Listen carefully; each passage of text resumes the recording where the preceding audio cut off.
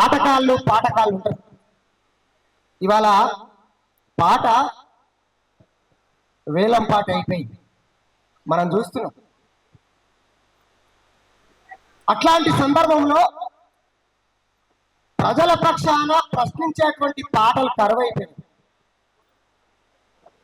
ప్రజల పక్షాన మాట్లాడేటువంటి పాటలు కరువైపోయింది. చాలా మంది నిన్న మొన్న చూస్తున్నాం మనం, కవులు కళాకారులు కమర్షియల్ గా మారిపోయింది. జాంగీరు నాకు 27 సంవత్సరాలుగా తెలిసినటువంటి జాంగీరు తనకు ఉద్యోగం వచ్చిన తర్వాత ఎప్పుడు కూడా నాకు ఉద్యోగం వచ్చింది కదా, నేను ప్రశ్నించే పాటగా ఒకవేళ ఉంటే ఈ ప్రభుత్వాలు నా ఉద్యోగాన్ని ఉడదీస్తాయేమో అని ఎప్పుడు కూడా భయపడాలి. నిజంగా చాలా మంది ఉన్నారు కళాకారులు, నాకు తెలిసిన కళాకారులు చాలా మంది ఉన్నారు.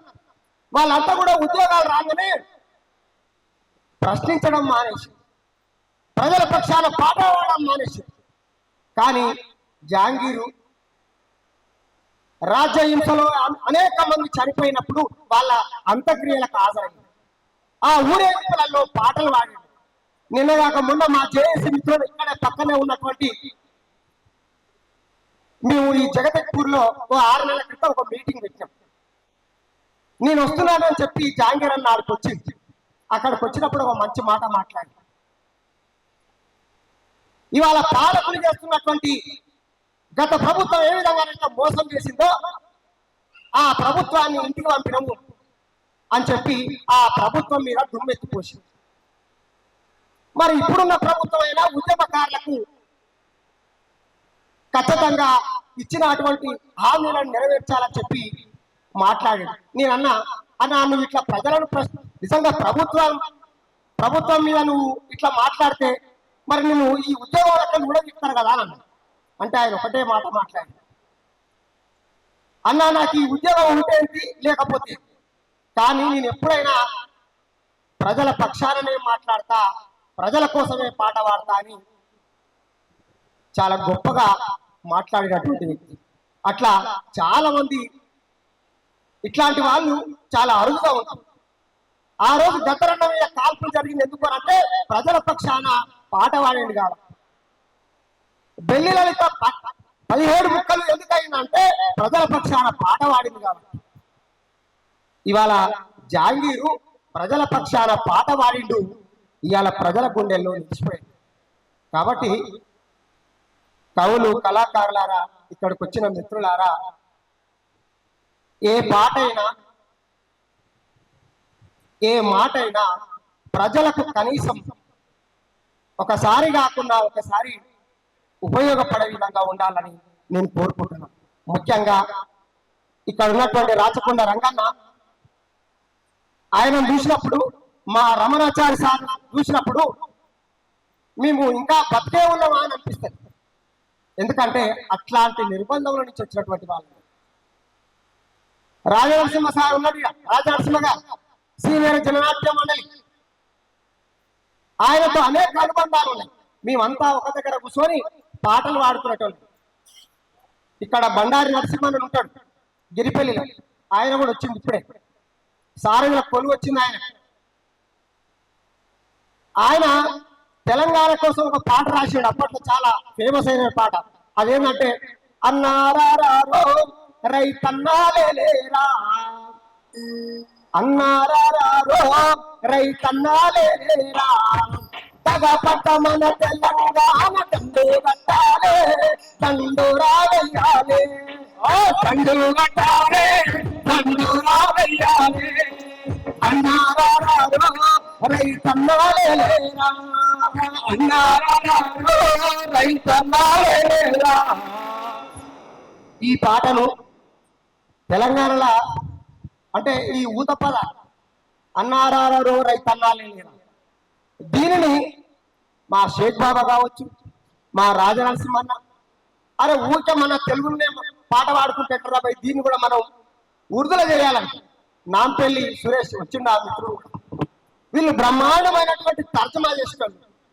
బాయి హుట్టోరే ये बात सुनो रे ओ भाई मुझो रे, ये बात सुनो रे भाई मुझो रे, ये बात सुनो रे भाई मुझो रे, ये बात सुनो रे। अरे तो बताया तेलंगाना हो, अरे तो बताया तेलंगाना जादू गया रे, अब चंदो सुनो रे जादू गया रे, अब चंदो सुनो रे भाई मुझो रे, ये बात सुनो रे भाई मुझो रे, ये बात सुनो रे। ఇప్పటిదాకా ఉన్నటువంటి తెలుగు పాటలు ఏవైతున్నాయి ఆ తెలుగు పాటలన్నింటినీ కూడా ఒక దగ్గర కూర్చొని ఉర్దూ చేయడం మొదలుపెట్టింది. నాకు జాంగీర్ అన్న ఇట్లాంటి పాటలు ఆయనతో కలిసి పాడినప్పుడు ఆయన అంటున్నారే నేను ఒక ముస్లిం కుటుంబంలో వచ్చావై మీరేందో బాగా ప్రయోగాలు చేస్తారు కదా అని చెప్పి అట్లా అనేకమైనటువంటి పాటలు జాంగీర్ అన్నతో కలిసి జాంగీర్ అన్నతో ఆడి పాడి నిన్నగాక మొన్న మా గిరిపల్లి మల్లేశం ఉరి పెట్టుకొని చచ్చిపోయాడు. ఆర్థిక ఇబ్బందులతో మంచి కళాకారుడు. ఆయన సంస్మరణ సభకు జాంగీర్ అని వచ్చింది. ఇప్పటికీ దాదాపు నెల రోజులు 40 రోజులు అయితే వచ్చింది. ఆ సభకు సంస్మరణ సభకు జాంగీర్ అని వచ్చింది. ఆడికొచ్చి ఆ మల్లేష్కు ఆయనకున్నటువంటి అనుబంధాన్ని గుర్తు చేస్తూ ఆ రోజంతా కూడా మేము చాలా చక్కగా మాట్లాడుతున్నాం. ఎర్ర టెంగల బొమ్మలగడ కాడికి నడుచుకుంటూ పోవాలంటే ముందు అయినా సరే తనకు కాలు నొప్పినా సరే అన్న మనం కలుసుకోక చాలా రోజులైతుందని చెప్పి 1 కిలోమీటర్ మాతో పాటే నడుచుకుంటూ అప్పుడు ఆ బొండకాడికి వచ్చి ఆ మల్లేశం బొంద దగ్గర పాపం అదే జాంగీర్ చివరి పాట.